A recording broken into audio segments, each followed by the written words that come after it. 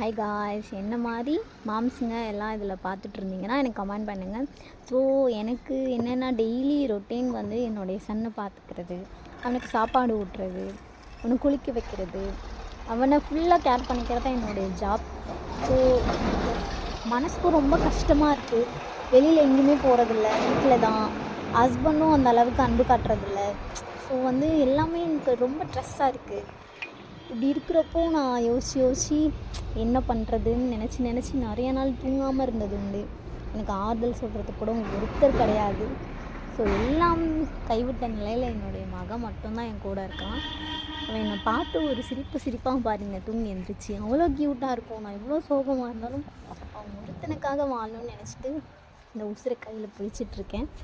So என்ன மாதிரி நீங்களும் ஒரு அம்மாவாக இருந்து இப்படி நினைக்கிறீங்கன்னா, பார்த்துட்ருக்கேன்னா எனக்கு கண்டிப்பாக வந்து கமெண்ட் பண்ணுங்கள். ஸோ நம்ம ஃப்ரெண்ட்ஸாக இருப்போம். எவ்வளோ ஃப்ரெண்ட்ஸுங்க இருந்தாலும் மேரேஜுக்கு அப்புறம், குழந்தை பிறந்ததுக்கப்புறம் யாருமே நம்ம கூட கான்டாக்டில் அவ்வளோ இருக்க மாட்டாங்க. ஏன்னா நம்மளும் பிஸி ஆகிடுவோம், அவங்களுக்கும் நிறைய பிஸி வந்துடும். சொல்லப்போனால் அவங்களுக்கு வேறு ஃப்ரெண்ட்ஸ் கிடச்சிருவாங்க. கிடச்சிட்ட பிறகு நம்மலாம் பழசாயிடுவோம், தூக்கி போட்டுருவாங்க. ஸோ அந்த மாதிரி தான் நானும். எனக்கு வந்துட்டு ஹஸ்பண்ட்னாலேயும் ஒரு அன்பு ஆதரவு கிடையாது. எனி டைம் மை சைல்டு மட்டும்தான் எனக்கு எல்லாம். சில சமயம் எனக்கே தோணிருக்கு, ஏன்டா நம்ம இருக்கோம், இறந்து போயிடலாமா அப்படின்னு சொல்லிட்டு. லைஃப்பில் எதுவுமே பிடிக்கல அப்படின்னு நினைக்கும்போது ஹர்த்திக் மட்டும்தான் என்னை பார்ப்பான்.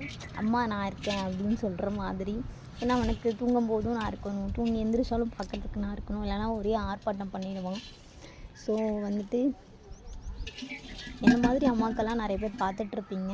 உங்களுக்கெல்லாம் நான் சொல்லிக்கிறது என்னென்னா, யாரும் நமக்கு இல்லைன்னு நினைக்காதீங்க. நம்ம பசங்க தான் நமக்கு எல்லாம். ஸோ அவங்களுக்காக நம்ம இருக்கணும். ஏன்னா நம்ம விட்டுட்டு போயிட்டால் நம்ம பசங்களை நம்மளை மாதிரி யாரும் அவ்வளோ நல்லா பார்த்துக்க மாட்டாங்க. ஸோ நீங்கள் எதுக்கும் ஃபீல் பண்ணாதீங்க. எல்லாத்துக்கும் ஒரு மாற்றம் இருக்குது. நம்மளுக்கான நேரம் வரும். நமக்காக வந்து கடவுள் இருக்காங்க, நம்ம பசங்க இருக்காங்க அப்படின்னு நினச்சிட்டு ஹாப்பியாக இருங்க. ஸோ என்னுடைய ஸ்பீச் இதோட முடிச்சுக்கிறேன். என்னுடைய வீடியோஸ்லாம் பிடிச்சிருந்தா கண்டிப்பாக லைக் பண்ணுங்கள், ஷேர் பண்ணுங்கள், சப்ஸ்கிரைப் பண்ணுங்கள். ஓகே காய்ஸ், தேங்க்ஸ் ஃபார் வாட்சிங். பாய்.